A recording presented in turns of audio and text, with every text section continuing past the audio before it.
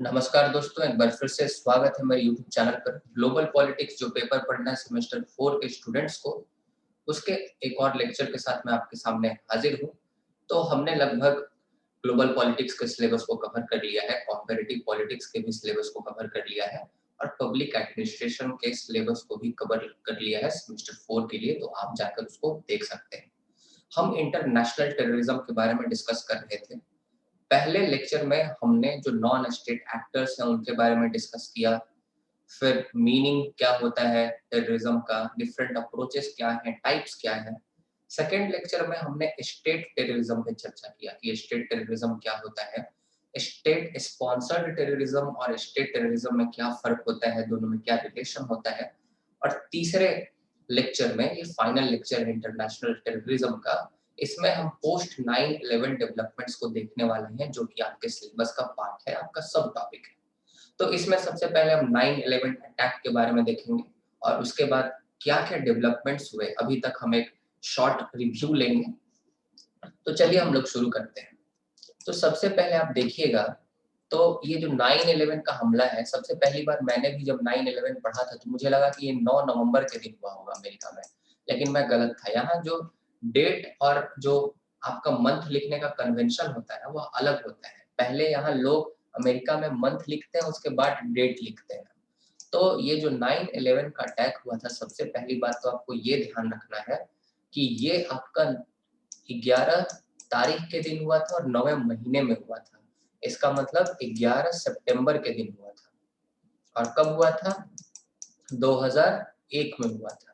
एक घटना और आप याद रखिए कि 2001 में हमारे देश में भी पार्लियामेंट पे अटैक हुआ था।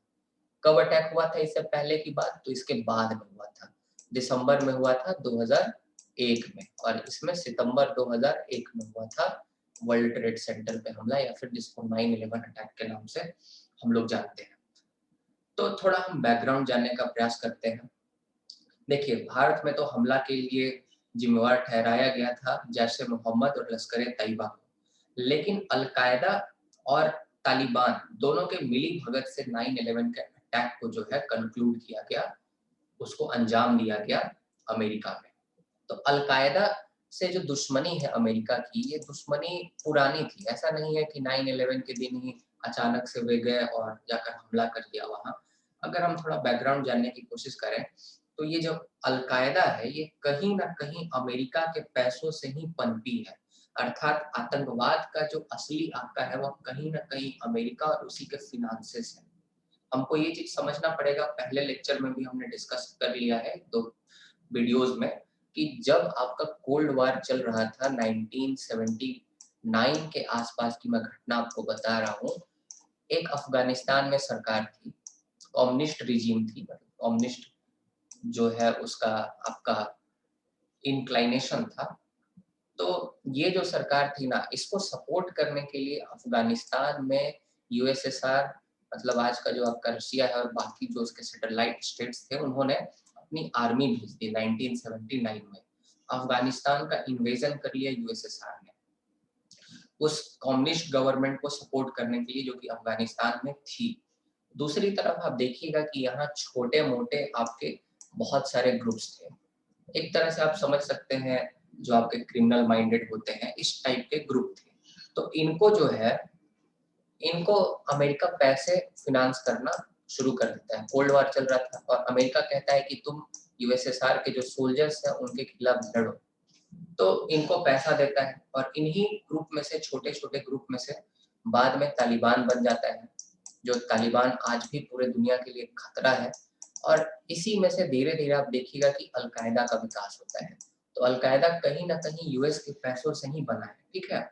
और अल-कायदा जो है वह अमेरिका को बहुत चीज़ों के लिए दोषी मानता है, वो अगला कोई लेक्चर में डिस्कस करेंगे, वो हमारा मुद्दा नहीं है। मैं यहाँ बताना चाहता हूँ कि कोल्ड वॉर खत्म हुआ। कोल्ड वॉर खत्म होने के बाद जो आपका यूएस का हेजेमनी था, वो पूरी दुनिया में हो गया, यूनिपोलर वर्ल्ड हो गया बाइपोलर वर्ल्ड से, ठीक है? और उस समय कोई चैलेंज करने वाला नहीं था यूएस के हेजेमनी को। लेकिन सबसे पहली बार यूएस के हेजेमनी को अल-कायदा चैलेंज करता है। अल-कायदा कब चैलेंज करता है? तो मेरे ख्याल से 1998-1999 के आसपास में चैलेंज करता है। क्या करता है कि अलकायदा जो है वह केनिया और जो तंजानिया, जो 2 कंट्रीज हैं अफ्रीका में, वहां पे जो यूएस एम्बेसीज होते हैं, मतलब जो दूतावास था जो अमेरिका का तंजानिया में और केनिया में, वहां पे बॉम्बार्डमेंट करा देता है और वहां पे बहुत सारे अमेरिकी नागरिकों की मृत्यु हो जाती है, जिससे यूएस को एक चैलेंज मिलता है, एक थ्रेट होता है यूएस को। और यूएस को पता लगता है कि ये जो है इसके पीछे मास्टरमाइंड है ओसामा बिन लादेन और अलकायदा का ही ये करा धरा है। तो यूएस फिर एक आपका ऑपरेशन चलाता है जिसका नाम होता है ऑपरेशन इनफाइनाइट रीच। बड़ा मस्त मस्त नाम रखता है ऑपरेशंस का। हम लोगों ने भी रखा था ऑपरेशन पोलो, ऑपरेशन ब्लू स्टार, आपको याद होगा। आप बताइए ऑपरेशन पोलो किस चीज से रिलेटेड है? हमारे इंडिया से ही रिलेटेड है, पर ऑपरेशन पोलो के थ्रू क्या किया गया था? कमेंट बॉक्स में आंसर कीजिए। तो अलकायदा के जो आपके टेररिस्ट कैंप्स होते हैं वह सूडान और अफगानिस्तान में होते हैं, ठीक है। तो सूडान और अफगानिस्तान में आके बॉम्बार्डमेंट करता है इस टाइम में बिल क्लिंटन राष्ट्रपति होते हैं अमेरिका के। तो ये तो आपका बैकग्राउंड है। तो ये उस समय से राइवलरी चल रही है। अब अलकायदा के ठिकानों पर हमला किया गया अमेरिका के द्वारा सूडान और अफगानिस्तान में, तो अलकायदा तो चुप नहीं बैठने वाला था आगे भी, और ऐसा ही हुआ। अलकायदा चुप नहीं बैठता है, अलकायदा प्लान बनाता है यूएस को ऐसा घाव देने के लिए जिससे यूएस शायद आज भी नहीं उभरा है। ये जो 9/11 अटैक्स हुए थे, इसमें लगभग 3000 लोगों की मृत्यु हो गई थी। अगर एग्जैक्ट डाटा बताओ तो मेरे ख्याल से 2977 के आसपास में अप्रॉक्स ये डाटा है। तो आप सोच सकते हैं कि ये कितना बड़ा नंबर है और यूएस को कितना ज्यादा आघात पहुंचा होगा इससे। तो ये चीज आपको देखना है। अब उसके बाद एक चीज हमें और यहाँ पे जानने का प्रयास करना है कि ये 9/11 अटैक है क्या। तो 9/11 अटैक में होता क्या है कि ओसामा बिन लादेन जो है वह फिदाहीनों को तैनात करता है। फिदाहीन जिहादी बोल लीजिए, ऐसे जिहादी जिनको अपनी जान जो है शहीद करने में मजा आता हो, मतलब एक तरह से जिसको मौत से कोई डर ना हो। जैसे पार्लियामेंट पे अटैक हुआ था, तो जो लोग आके अटैक करते हैं फिदाहीन होते हैं, मतलब वो मरने के लिए ही आते हैं। That is their sole purpose, ठीक है। तो जो है फिदाहीन लोगों को तैयार करते हैं और ऐसे 19 फिदाहीन लोगों को तैयार किया जाता है।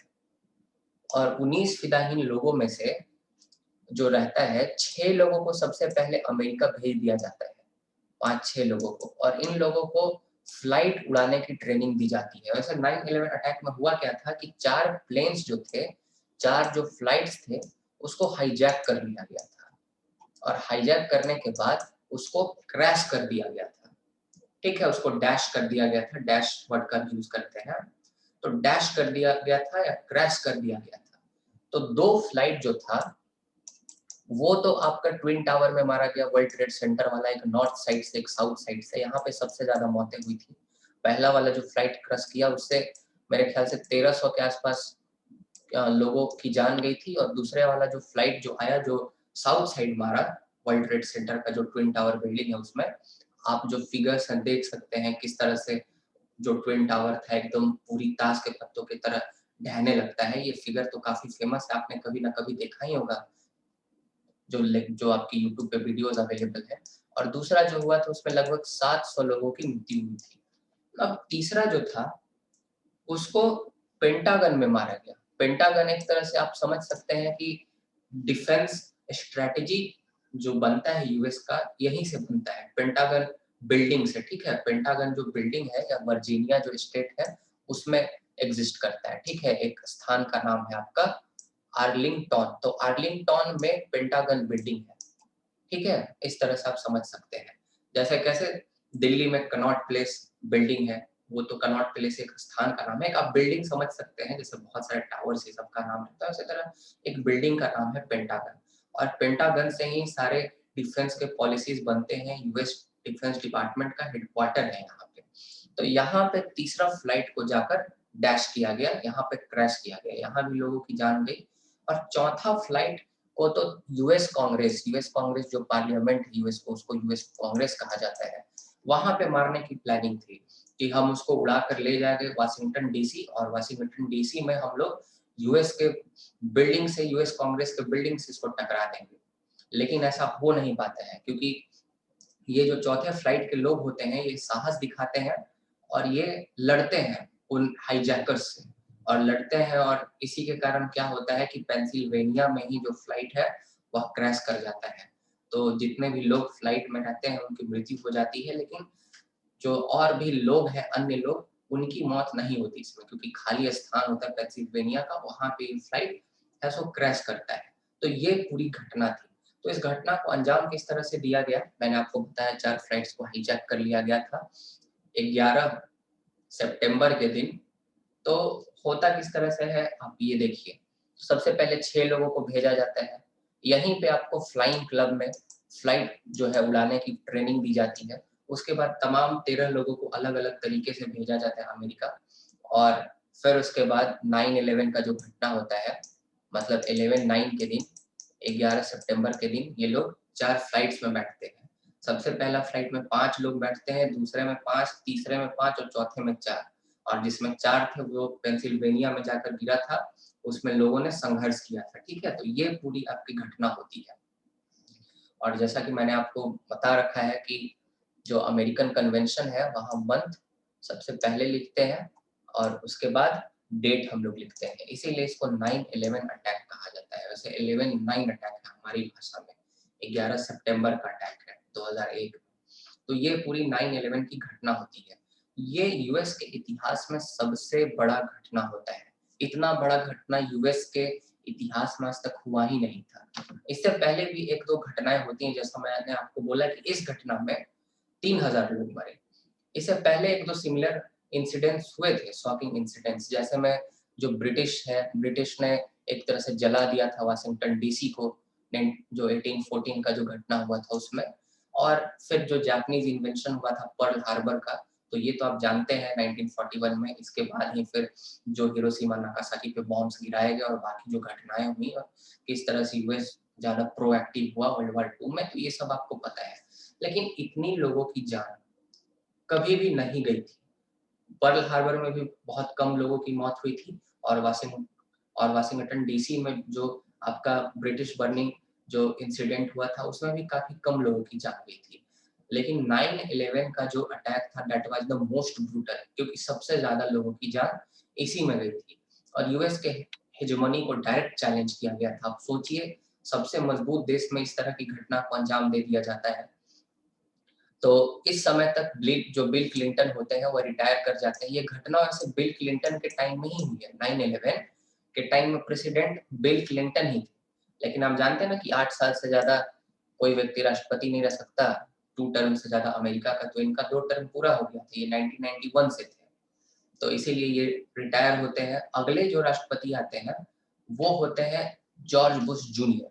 और जॉर्ज बुश जूनियर जो एक फॉर्मर राष्ट्रपति थे, जो कि 1987 से 1991 तक जो राष्ट्रपति रह चुके थे, जिनको हम लोग जॉर्ज बुश सीनियर के नाम से जानते हैं, जॉर्ज एच.डब्ल्यू. बुश, इनके बेटे थे। मतलब ये जो जॉर्ज डब्ल्यू बुश जूनियर जो राष्ट्रपति बने बिल क्लिंटन के बाद, ये 9/11 के बाद, ये कौन थे? तो ये आपके जॉर्ज बुश सीनियर के बेटे थे। और जॉर्ज बुश सीनियर कब राष्ट्रपति थे? तो जॉर्ज बुश सीनियर थे 1987 से 1991 के टाइम पीरियड में अमेरिका के राष्ट्रपति थे। तो बुश जो है उसने हार्डर पर्सपेक्टिव लिए यूएस के इंटरेस्ट को प्रोटेक्ट करने के लिए, और इन्होंने वार अगेंस्ट टेररिज्म को लॉन्च किया। वार ऑन टेरर के नाम से जाना जाता है, ग्लोबल वार ऑन टेरर। और एक ऑपरेशन चलाया, ऑपरेशन एंड्यूरिंग फ्रीडम। इसके तहत उन्होंने बहुत सारे जगहों पे जो भी सस्पिशियस लोग थे, जिन पर उनको शक गया, उनको जाकर कैप्चर कर लिया।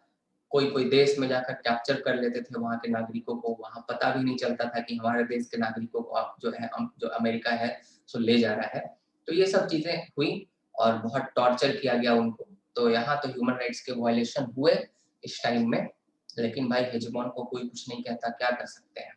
चलिए अब आगे हम लोग डेवलपमेंट्स देखते हैं। तो डेवलपमेंट क्या हुआ? तो ऑपरेशन एंड्यूरिंग फ्रीडम चलाया गया, और ऑपरेशन एंड्यूरिंग फ्रीडम के तहत सबसे पहले क्या किया गया कि जितने भी आपके अलकायदा के नेटवर्क्स थे उनको ट्रैक किया गया।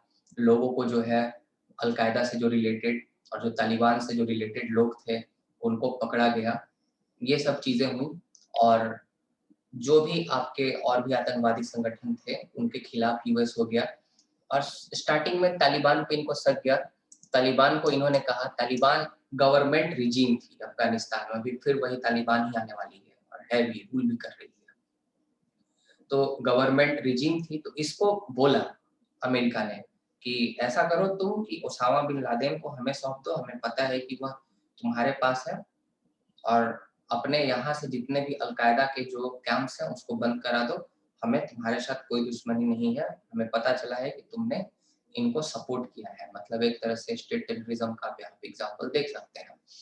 लेकिन तालिबान जो है लादेन को सरेंडर कराने से या कुछ एक्शन लेने से मना कर देता है, मना नहीं कर देता है, डिलेइंग टैक्टिक्स अपनाने लगता है, समय आगे बढ़ाने लगता है, और अंततः जो है आप देखिएगा कि अक्टूबर के आसपास में, 7 अक्टूबर के आसपास में अफगानिस्तान पे जाकर यूएस फोर्सेस कब्जा कर लेती हैं और तालिबानी रिजीम को तुरंत वहां से हटा फेंकती है। ठीक है, ये चीज होता है।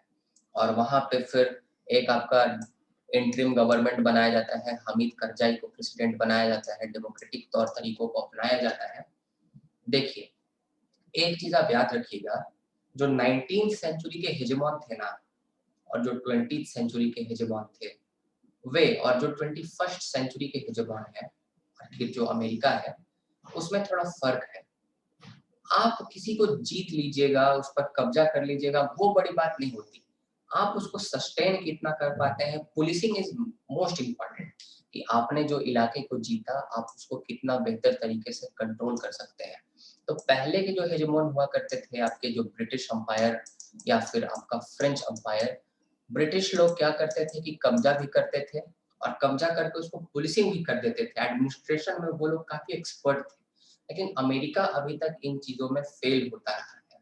इराक में भी इसने यही किया 2003 में, कब्जा तो बहुत जल्दी कर लेता है कहीं भी जाकर, लेकिन उसको चला नहीं पाता है, पुलिसिंग नहीं कर पाता है।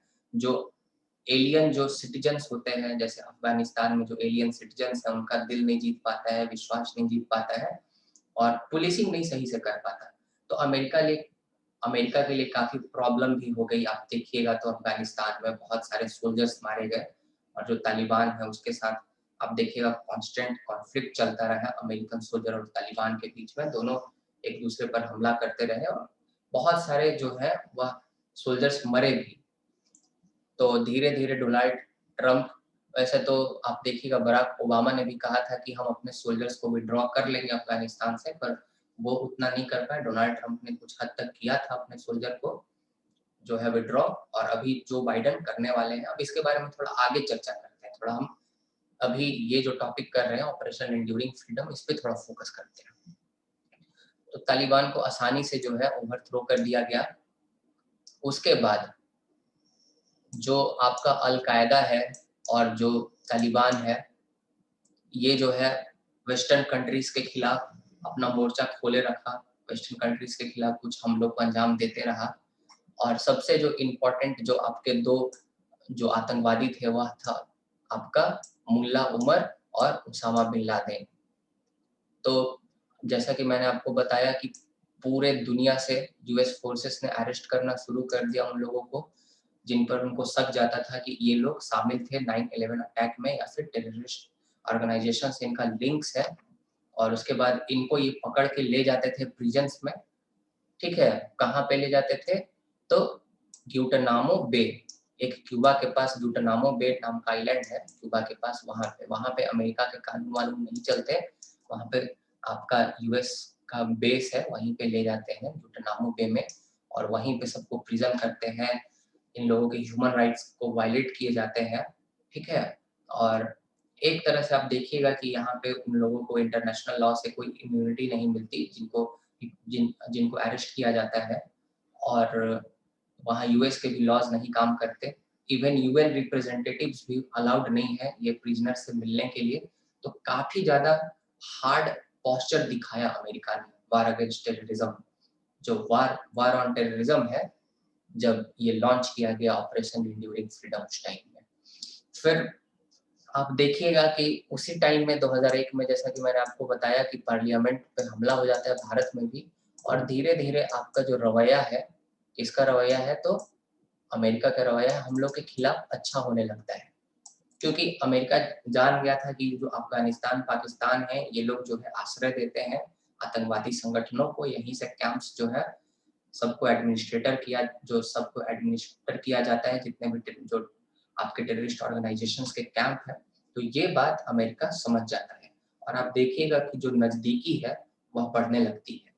1998 में जब पोखरण 2 न्यूक्लियर टेस्ट करता है जब इंडिया, तो उस समय थोड़ा-सा बिल क्लिंटन जो रहते हैं, वह सैंक्शंस इंडिया पे लगा देते हैं। लेकिन जैसे ही जॉर्ज बुश जूनियर आते हैं, वह इंडिया से सैंक्शंस हटा लेते हैं और फिर उसके बाद आप देखिएगा कि बुश 2006 में विज़िट करते हैं और इससे पहले बिल क्लिंटन ने भी जब विज़िट किया था, तो वह इंडिया में 5 दिन रुके थे और पाकिस्तान में वही 5 घंटे रुके थे। तो आप समझ सकते हैं कि ज़्यादा महत्व बिल क्लिंटन के टाइम से ही हिंदुस्तान को मिलना शु शुरू हो गया एज़ कम्पेयर टू पाकिस्तान। फिर उसके बाद आगे आप डेवलपमेंट देखिएगा तो उसामा बिन लादेन को फाइनली मार दिया जाता है अबोटाबाद में। अबोटाबाद आपका एक स्थान है, आपका खैबर पख्तूनख्वा एक इलाका है, एक स्टेट है, मान के चलिए। तो जो खैबर पख्तून का इलाका है पाकिस्तान में, वहीं पे एक अबोटाबाद में छुप कर बैठा हुआ था उसामा बिन लादेन और उस समय 2011 में 2 मई के दिन उसको मार दिया जाता है। नेपच्यून स्पीयर नाम का ऑपरेशन चलाया जाता है, operation Neptune spear under the leadership of Barack Obama और इस तरह से अल-कायदा को पूरी तरह से नस्तोनाबूद करने की कोशिश की जाती है, लेकिन अभी भी बहुत सारे जो आतंकवादी संगठन हैं, वो आगे आए हैं और अभी भी वे थ्रेट है बहुत सारे कंट्रीज़ के लिए। आप देखिए अभी हाल-फिलहाल में आईएस ने किस प्रकार से फ्रांस में और भी तमाम कुछ वेस्टर्न कंट्रीज़ में, श्रीलंका में बॉम्ब ब्लास्ट करा है। तो ये सब अभी टेंशन है, जो आईएस है, बोको हराम है, हमास है, ये सब दुनिया के लिए अभी भी एक चिंता का विषय है। आप अपने आंसर्स में इसको इंक्लूड कर सकते हैं। लेक्चर 1 में इन सब के बारे में मैंने डिस्कस किया है। अब देखिए, जो यूएस के लोग हैं, वे हमेशा प्रेशर बनाते आए हैं गवर्नमेंट के कि भाई अफ़गानिस्तान से हमको अब क्या लेना-देना, अफ़गानिस्तान से अपने सोल्जर्स को निकाल लो चुपचाप से। क्योंकि अफ़गानिस्तान में सोल्जर्स मारे जा रहे हैं अमेरिका के जो हैं सो। ऐसा नहीं है कि तालिबानी नहीं मारे जा रहे, तालिबानियों को भी मारा है, लेकिन अमेरिकन सोल्जर्स भी मारे गए हैं। तो जॉर्ज बुश ने तो ख़ैर वो तो लकीर का फ़कीर वाले आदमी थे। उन्होंने जब एक बार एंड्यूरिंग फ्रीडम शुरू किया, एक बार फ़ोर्स भेज दिया, ट्रूप्स भेज दिया अफ़गानिस्तान में, तो उन्होंने तो कभी नाम ही नहीं लिया कि हम अफ़गानिस्तान से अपने ट्रूप्स को विथड्रॉ करें। लेकिन जब ओबामा एडमिनिस्ट्रेशन आया, तो उन्होंने कोशिश किया कि अफ़गानिस्तान से हम ट्रूप्स को हम निकाल लें। लेकिन भाई पीस भी तो इम्पोर्टेंट है। मान लीजिए कि आप ट्रूप्स निकाल ले रहे हैं, बाद में आप देखिएगा फिर अल-कायदा, आईएस जैसे बहुत सारे आतंकवादी संगठन पनप जाएँगे अफ़गानिस्तान में, जो कि दुनिया के लिए खतरा बन जाएँगे, तो आपको अफ़गानिस्तान का पीस को सबसे पहले इंश्योर करना होगा। इसीलिए आप जल्दीबाज़ी करने का कोई ज़रूरत नहीं है, आराम से ही निकलना चाहिए, ठीक है? क्योंकि अफ़गानिस्तान में पीस को इंश्योर करना काफ़ी ज़्यादा इम्पोर्टेंट है for the international peace and for the world peace. तो दोहा एग्रीमेंट साइन कर लिया था डोनाल्ड ट्रंप ने। तालिबान और ट्रंप के बीच में, जो तालिबान एक ग्रुप है, ठीक है? जो कि कंट्रोल करता है अफ़गानिस्तान को, आप इस तरह से समझ सकते हो। तो डोहा एग्रीमेंट होता है और डोहा एग्रीमेंट के तहत जो ट्रंप है, वह 1 मई 2021 तक ये कहते हैं कि हम अपने ट्रूप्स को निकाल देंगे। पर सिचुएशन अभी आप जानते हैं कि 1 मई 2021 तक ट्रूप्स को नहीं निकाला जा सकता क्योंकि पहले अफ़गानिस्तान में पीस को इंश्योर करना सबसे बड़ा ज़िम्मेवारी होगा, रिस्पॉन्सिबिलिटी होगा अमेरिका के लिए। लेकिन ट्रंप भाई साहब गए तो डोहा एग्रीमेंट करके गए हैं। जो बाइडेन के लिए काफ़ी ज़्यादा एक प्रॉब्लम हो जा रहा है। अब वो करें क्या? अब 1 मई 2021 बहुत जल्द आने वाला है। आज मैं वीडियो बना रहा हूँ 31 मई के दिन, 31 मई 2021 बस 2 महीने का समय है। काफ़ी कम समय है, अप्रैल 1 ही महीने का समय है। 1 मई को तो निकालना ही है। तो यहाँ पे जो बाइडेन जो है, वह देखिए क्या स्ट्रैटेजी को अपनाते हैं। आप इस न्यूज़ को फ़ॉलो करते रहिए। हो सकता है कि जो बाइडेन कुछ समय ले लेंगे, कुछ आपका ब्रीफ टाइम को एक्सटेंड करा लेंगे और उसके बाद अच्छे से कन्वर्सेशन करेंगे तालिबान के साथ और पूरी तरह से उनसे एश्योरेंस लेंगे कि दोबारा उनके सरजमी से कोई भी आतंकवादी एक्टिविटी परफ़ॉर्म ना हो। तो अभी देखते हैं आगे क्या होता है। और इसी तरह से ये पूरा आपका टॉपिक था, इसमें आपको ज़्यादा नहीं पढ़ना था। तो पोस्ट 9/11 डेवलपमेंट्स के बारे में आपको इतना ही जानना था। तो मुझे उम्मीद है आपको लेक्चर पसंद आया होगा और आगे इंटरनेशनल रिलेशंस के न्यूज़ को फॉलो करते रहिए, जो बाइडेन क्या डिसीजन लेते हैं दोहा एग्रीमेंट में। और उसके बाद हम आगे पढ़ने वाले हैं कि इराक पे किस तरह से हमला किया, 2 बार खैर किया था। एक बार तो आपका जब कुवैत पर जब हमला किया था, फर्स्ट गल्फ वार कहते हैं, सेकंड गल्फ वार जिसमें सद्दाम हुसैन को कैप्चर कर लिया था 2003 में। तो ये सब हम पढ़ेंगे, जिसमें हम लोग ग्लोबल पावर शिफ्ट की चर्चा करेंगे। तो अगला हमारा लेक्चर ग्लोबल पावर शिफ्ट पर या होपफुली हम लोग बात करने वाले हैं ह्यूमन सिक्योरिटी पर। तो ये इंटरनेशनल टेररिज्म टॉपिक यहीं पे खत्म होता है। मुझे उम्मीद है कि आपको लेक्चर पसंद आया होगा। अगर आप इस लेक्चर के पीडीएफ को प्राप्त करना चाहते हैं तो आप मेरे टेलीग्राम चैनल @पढ़ो तो ऐसे सब कैपिटल में टाइप कीजिएगा टेलीग्राम चैनल पे, तो आपको मेरा चैनल मिल जाएगा। पढ़ो तो ऐसे आप मेरे चैनल का नाम देख सकते हैं और यहाँ से आप इसको एक्सेस कर सकते हैं। अगर आप अगर अगर आपको मेरा काम पसंद आता है तो आप मुझे गूगल पे या फ़ोन पे के माध्यम से सपोर्ट भी कर सकते हैं। प्लीज़ गाइज़, बहुत ज़्यादा मेहनत करता हूँ, इसीलिए प्लीज़ एक लाइक ज़रूर दे दें, शेयर करें लेक्चर को और साथ ही साथ सब्सक्राइब ज़रूर करके जाएँ चैनल को।